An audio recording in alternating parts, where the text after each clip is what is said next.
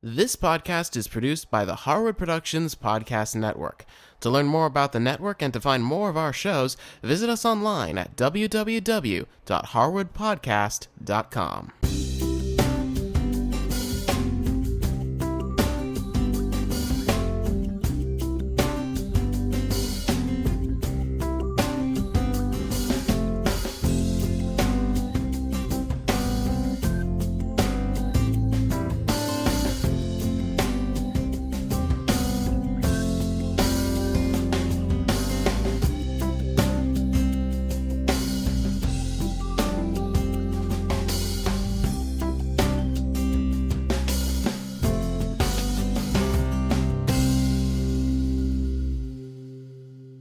Hi, I'm Cindy Harris, and this is part 2 on our series on s'more cupcakes. In our previous episode, we made the little graham cracker cupcake part, and today we're going to be filling it with chocolate ganache and topping it with marshmallow that we toast under the broiler. It really is an ooey gooey summertime treat. We're going to get started by making our ganache. So in a small saucepan, I'm going to put in 1/4 cup of heavy cream. And for the chocolate, I'm going to be using 1 cup of milk chocolate chips. Now the reason I'm using milk chocolate is because that's traditionally what s'mores are made with, is milk chocolate bars. So I'm going to add my 1 cup of milk chocolate chips to my cream. And then I'm going to be adding 2 teaspoons of light corn syrup. Now I've got this over a medium heat. I'm just going to stir this until all the chocolate is nicely melted.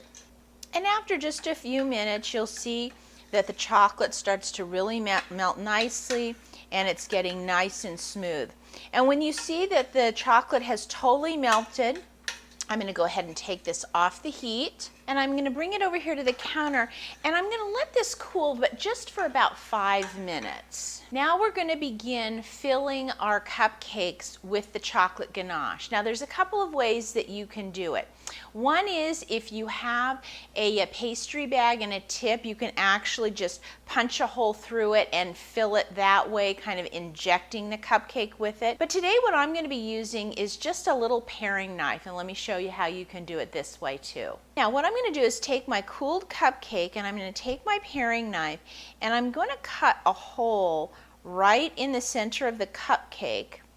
And I'm going to lift that out, and you can see I've created like a core right in the center of the cupcake. It's not to the very bottom, but just nice and deep like that.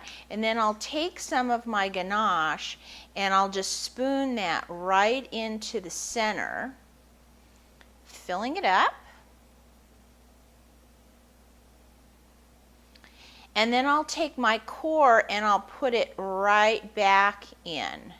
Now we don't have to worry that this core is raised a little bit because we're going to be putting marshmallow all over the top, so that'll be fine. Now once you've filled all of your cupcakes, you're going to want to transfer them over to a rimmed baking sheet. Now for our topping, we're going to be using some marshmallow fluff, and we can get this here in the United States. It's basically marshmallow that's been all creamed up and is fluffy, but it's very, very sticky, and we're going to want to spread this on top almost like frosting. So what I'm going to do is I'm going to take this jar and I'm going to put it in the microwave for about 10 seconds. And heating that fluff up a little bit, and you can even see it starts to puff up a little bit in the microwave, it makes it much easier to spread. So I'm going to use my offset spatula, and I'm just going to take a nice big dollop of this marshmallow fluff. I'm going to put it right on top of the cupcake.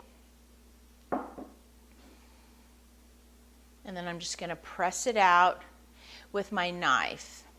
Now I'm going to pop these under the broiler, but you want to stay with them because you want to make sure you get them nice and golden brown. But because the marshmallow has sugar in it, it will burn if you take your eye off of it. Now I've put the shelf up just a little bit, up 1 notch. I don't want it so close to the element that it starts to toast them too quickly, but I do want to raise it up just a little bit more. And now I'm just going to sit and watch them as they start to turn golden brown.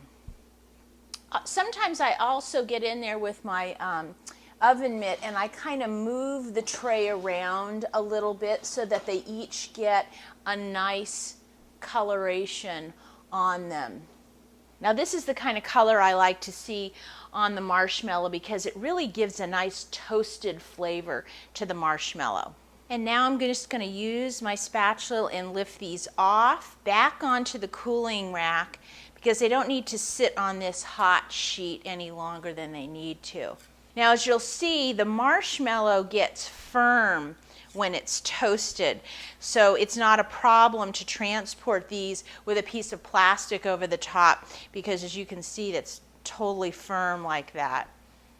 Now here's a couple of tips with these cupcakes. They're really great eaten warm, which is kind of unusual for a cupcake, but because of that great gooey marshmallow, that's kind of what you want to do. So here's what you can do. You saw how quickly it was just to frost the top with that marshmallow cream. What you can do is make the cupcakes and fill them ahead of time. And then if you want to, right before you serve them, go ahead and put the marshmallow cream on top and pop them right into the broiler. Or if you want, you can finish them off like I've done today and just let them sit at room temperature and they'll still be delicious.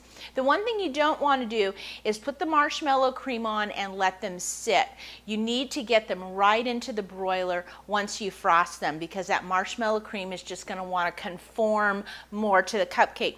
And you can see on a couple of these how they've kind of drizzled down the sides. Look at this one, it's so gooey and delicious. Some kid is going to love this one.